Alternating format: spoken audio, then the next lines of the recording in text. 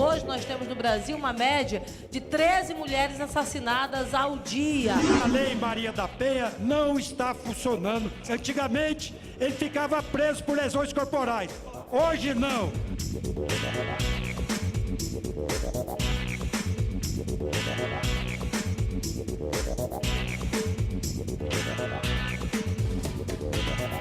Na segunda semana de esforços concentrados, deputados aprovaram mudanças na Lei Maria da Penha.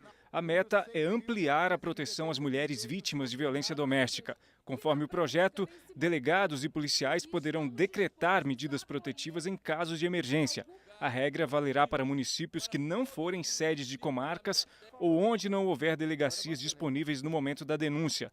No primeiro momento, o texto pareceu consensual. Mas tão logo o debate começou, surgiram os primeiros questionamentos à relatora. Não há acordo por enquanto a gente não entender esse texto.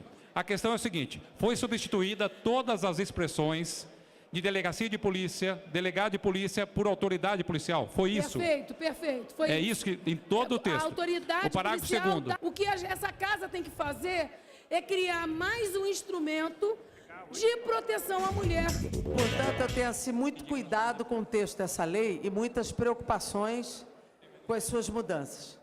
Tenho perfeita concordância com a sua preocupação de colocar em prática o que é de fato efetivo, o que faz funcionar a proteção à vida dessas mulheres. Aliás, os dados são alarmantes.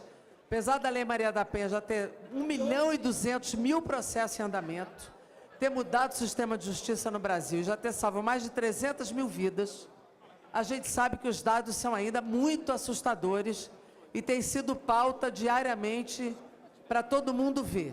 Ao longo do debate, a própria efetividade da Lei Maria da Penha foi questionada. Nós não podemos mais aceitar isso. O PT, que acha que criou essa Lei Maria da Penha, esses dias estavam comemorando o aniversário da Maria da Penha. Será que estavam comemorando as mortes das mulheres que têm acontecido sucessivamente? Nós não podemos aceitar mais isso. Vamos voltar ao que era antigamente. Triscou o dedo da mulher, cadeia. Cadeia, que só cadeia é que o homem vai respeitar a dignidade da mulher. Cadeia resolve muita coisa. E antigamente, o vagabundo que encostava o dedo na mulher e era autuado em flagrante, o tempo que ele ficava na cadeia era suficiente para ele não voltar mais a bater na mulher. Medida protetiva é conversa fiada, senhor presidente. Nós construímos e tentamos fazer uma construção nesse projeto. Esse projeto tinha muitos problemas, ele ainda carrega alguns riscos, que é o risco de ter um abuso da autoridade policial. Entretanto, é para medir os riscos. Risco maior correm as mulheres, onde não tem a presença de juiz naquela comarca ou naquele município, e que ela não terá a possibilidade de ter um afastamento que, eu repito, é sempre preventivo.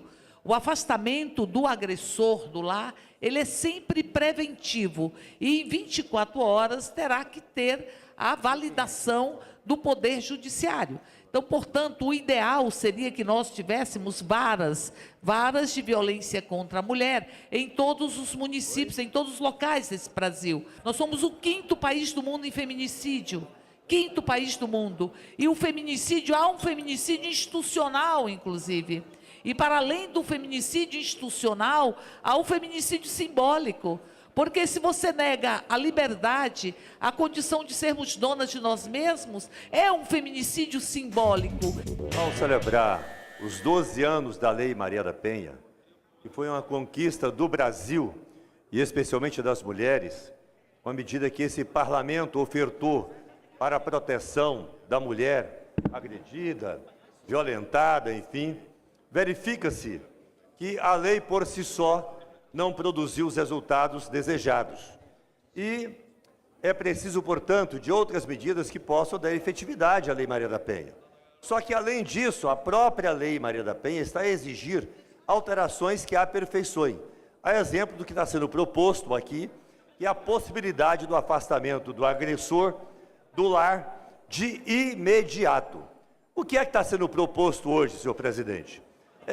Dentro do sistema, uma gradação responsável. Quem é que pode afastar o agressor do lar? O juiz. Não havendo juiz, então quem é a segunda autoridade? O delegado de polícia. Não havendo delegado de polícia, então o policial, de qualquer força.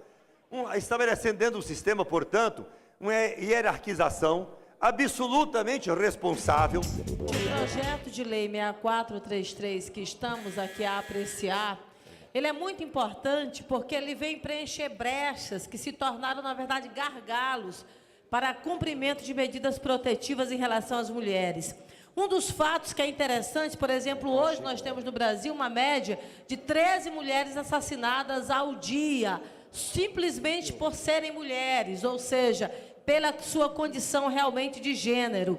Isso significa, entre outros fatores, que não há punição do agressor.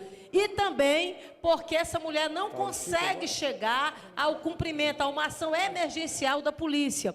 O que nós temos com essa lei, e aí a gente vê de forma muito clara, presidente, é que o assassinato dessas mulheres acontece imediatamente após a denúncia. A lei ela vem exatamente preencher isso, fazendo com que a autoridade policial haja de forma imediata e possa fazer a aplicação da medida protetiva. Nesses últimos dias, 5 feminicídios dos mais dramáticos ocuparam as redes de televisão.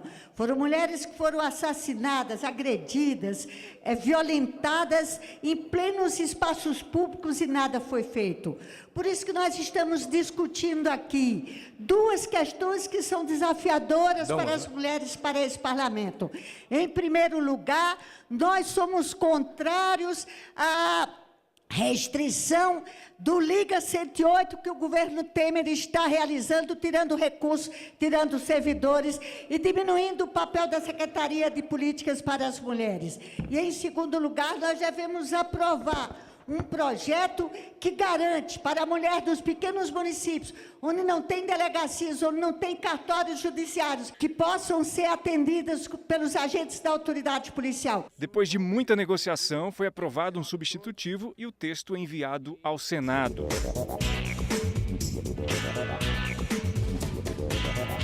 Outro assunto discutido foi a medida provisória que acaba com o Fundo Soberano do Brasil. Esse fundo foi criado em 2008 e funciona como poupança para momentos de crises na economia. Um fundo criado estrategicamente para mediar tensões e conflitos entre a economia mundial e a economia nacional.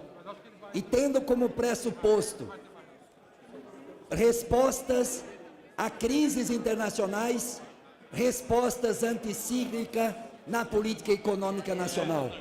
E o Fundo Soberano é um instrumento de segurança financeira, de segurança econômica, de não desestabilizar um país, de não produzir insegurança, de não produzir fuga de capitais e investimentos no setor produtivo.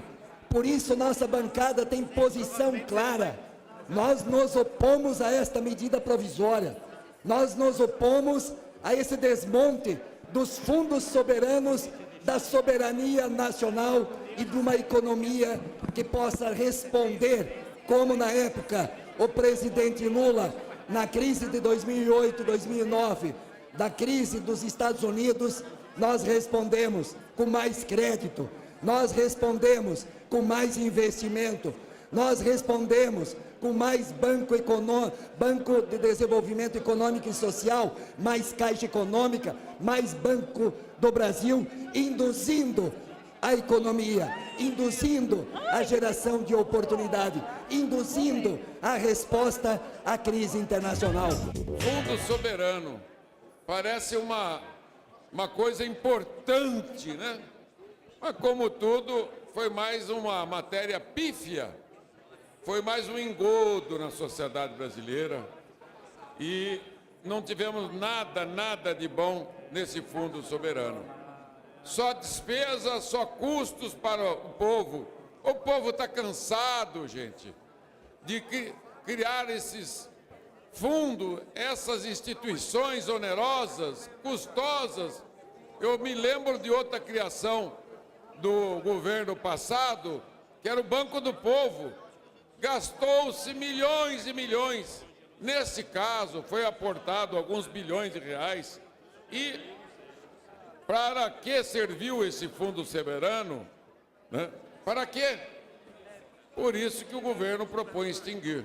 É despesa, não tem produtividade. O governo federal tem o BNDES, com um orçamento maior do que o do Banco Mundial, tem o Banco do Brasil, tem a Caixa Econômica, tem o Banco do Nordeste, tem várias instituições financeiras. Para que manter um fundo soberano que só dá prejuízo? Qual é a razão? Qual é a essência? Qual é a explicação? Como é que o governo brasileiro, com a aprovação da maioria dessa casa, faz uma anistia fiscal por 25 anos de petroleiras estrangeiras, que, segundo os especialistas, é 1 trilhão, mas o governo diz que só é 800 bilhões. Quer dizer, e agora quer extinguir um fundo soberano. Isso é um absurdo se nós, deputados aqui, que é a Casa do Povo, aprovar isso. A data para a votação da medida provisória que acaba com o Fundo Soberano ainda não foi marcada. Apenas houve a discussão da proposta. Informações que nós temos, mais de 500 mil pessoas conseguiram se aposentar em todo o Brasil sem o fator previdenciário, que reduz as aposentadorias 30%, 40%, até 50%, que essa maldita tabela apresentada pelo IBGE da expectativa de vida, só no número tem um aumento da expectativa de vida. Na realidade, não tem. Temas de interesse nacional, debates em plenário, a reação e propostas dos deputados, fatos e opiniões. O relator do PLC 461, que trata da redistribuição do ISS, está reapresentando um relatório voltando atrás e concentrando 80% do ISS nas cidades sede das empresas, cujas empresas deveriam pagar o ISS para todos os municípios brasileiros, aonde acontece o fato gerador. Por isso eu estou aqui a chamar a atenção da Confederação Nacional dos Municípios, chamar a atenção dos prefeitos brasileiros, que estão tentando voltar a concentrar 6 bilhões de reais nas mãos de poucos municípios.